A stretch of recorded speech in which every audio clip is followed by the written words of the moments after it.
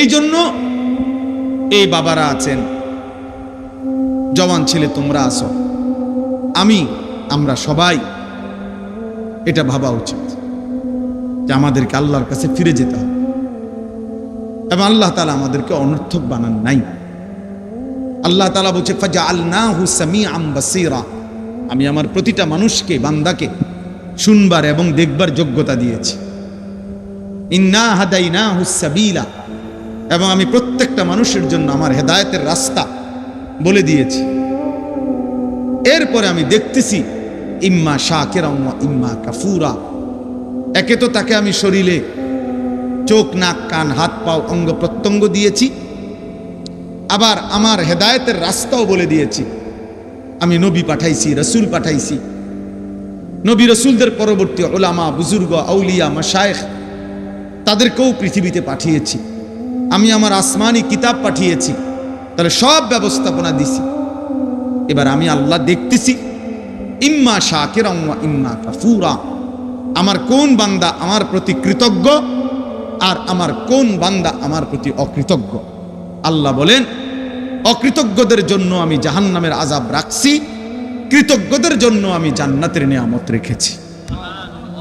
ইন্না আ'তাদনা লিল কাফিরিনা সালাসিলা ওয়া আগলালান ওয়া সাঈরা ইন্নাল আবরারা ইয়াশরাবুনা মিন কাসিন কানা মিজাজুহা কাফুরা। এজন্য দোস্ত, বাপ, সবাই মিলে নিজেকে কেউ মিথ্যা, নাফরমানি, আল্লাহর অবাধ্যতা করে চালাক ভাই বড়। তুমি বুদ্ধিমান না ভাইয়া, বাবা আপনি বুদ্ধিমান না। কোনো সুদখোর বুদ্ধিমান হইতে পারে না, কোনো ঘুষখোর বুদ্ধিমান হইতে পারে না, কোনো হারামখোর, কোনো ধোঁকাবাজ, প্রতারক, চোর, ডাকাত, ছিনতাইকারী, অবৈধ সম্পদ উপার্জনকারী, এই বেঈমান, নাফরমান বুদ্ধিমান না। কোনো মদখোর, গাঁজাখোর, নেশাখোর, কোনো নারী লোভী, চরিত্রহীন যুবক, তুমি বুদ্ধিমান না। ইউখাদিউনা আল্লাহ ওয়াল্লাযীনা আমানু ওয়া মা ইয়াখদাউনা ইল্লা আনফুসাহুম ওয়া মা ইয়াশউরুন। আল্লাহ তাআলা বলে যারা মুনাফিক, যারা মুখে দাবি করে মুসলমান কিন্তু যারা কর্মে মুনাফিক, যারা নিজেদেরকে জবানে বলে মুসলমান, আমিনান নাসি মান ইয়াকুলু আমান্না বিল্লাহি ওয়া বিল ইয়াউমিল আখির ওয়া মা হুম বিমুমিনিন।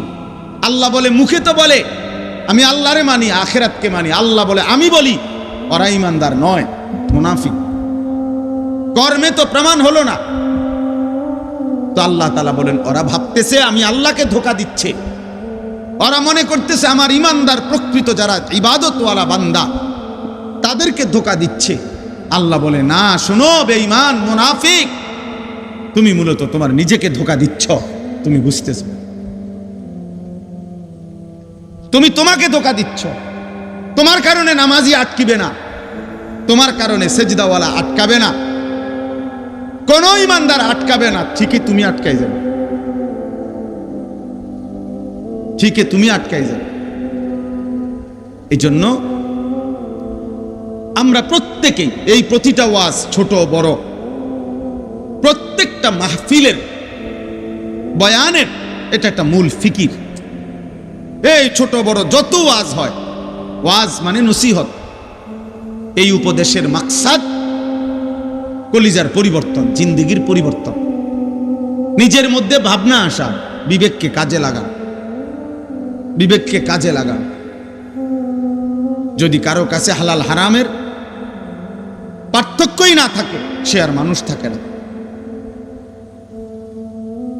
সে আর মানুষ থাকে না, সে জানোয়ারে রূপান্তরিত হয়। কারণ একমাত্র জানোয়ারের স্বভাব এটা, যার মধ্যে হালাল হারামের কোনো অনুভূতি নাই, পাক নাফাকের কোনো অনুভূতি নাই,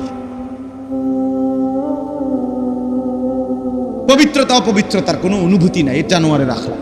এজন্য তোমরা যে সমস্ত ছেলে পেশাব পায়খানার পরে ঢিলা কুলুক টয়লেট পেপার ব্যবহার করো না, ঠিক মতো পবিত্র হও না, তোমার এই আখলাক জানোয়ারের আখলাক, কুত্তা বিলার আখলাক, এটা কুকুর বিড়ালের আখলাক। এটা ইনসানের আখলাক হইতে